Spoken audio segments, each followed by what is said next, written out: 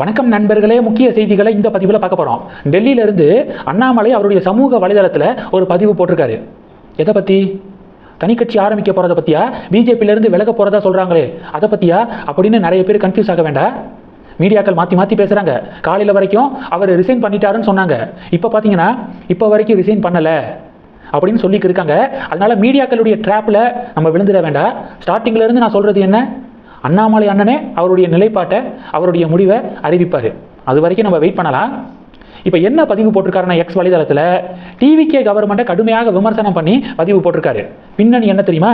தூத்துக்குடி மாவட்டம் ஸ்ரீ வைகுண்டம் பக்கத்தில் ஆறுமுகமங்கலம் பகுதியை சேர்ந்த டிவிகே நிர்வாகி பாலமுருகன் அப்படிங்கிறவனும், ராமநாதபுரம் மாவட்ட டிவிகே நிர்வாகி ஜெயபால் அப்படிங்கிறவனும் ஸ்ரீ வைகுண்டம் பகுதியை சேர்ந்த ஒரு இளம் பெண்ணை வேலை வாங்கி தருவதாக கூறி ஏமாற்றி கூட்டு பாலியல் வன்கொடுமை செஞ்சுருக்கானுங்க. மீடியாக்கள் என்ன சொல்கிறாங்கன்னா, வேலை வாங்கி தருவதாக அந்த இளம் பெண்ணை காரில் ஏற்றி குளிர்பானத்தில் மயக்க மருந்து கலந்து கொடுத்து பாலியல் வன்கொடுமை செய்ததாக மீடியாக்கள் சொல்கிறாங்க. அதை அண்ணாமலை அவருடைய சமூக வலைதளத்தில் ஷேர் பண்ணி டிவிகே கவர்மெண்ட்டை பார்த்து என்ன கேள்வி கேட்டிருக்காரு தெரியுமா? டிவிகே தலைவர் விஜய் எலெக்ஷன் கேம்பெயினில் பெண்களுடைய பாதுகாப்பை பற்றி பேசினார். தனது கட்சியினரே குற்ற செயல்பாடுகளில் ஈடுபடுவதற்கு என்ன பதில் வைத்திருக்கிறார் விஜய்? மாற்று அரசியல் தாரோம் அப்படின்னு சொல்லி ஆட்சிக்கு வந்திருக்கீங்க. ஆனால் டிவிகே போகக்கூடிய பாதையை பார்க்கும்போது டிஎம்கே உடைய பாதையிலே போகிற மாதிரி தெரியுது. உடனடியாக இந்த கடும் குற்ற செயல் புரிந்த அந்த 2 பேர் மேலே ஆக்ஷன் எடுக்கணும் அப்படின்னு அண்ணாமலை வலியுறுத்தி பதிவு போட்டிருக்காரு. இப்போது அந்த 2 பேரும் காவல்துறையினரால் கைது செய்யப்பட்டிருக்காங்க அப்படிங்கிற தகவல் கிடைச்சிருக்கு.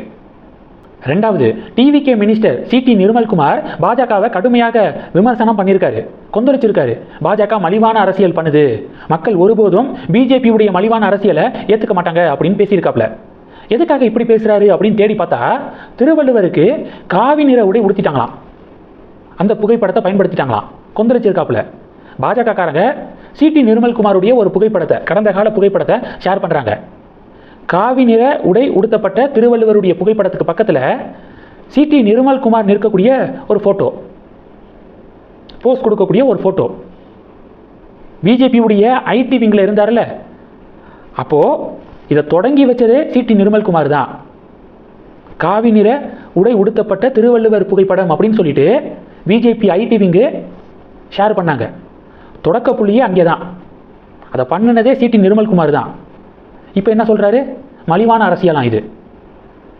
எப்படிப்பட்ட முரண்பாடு பார்த்தீங்களா அப்படின்னு சொல்லி பாஜக பதிவுகள் போடுறாங்க. இது 2.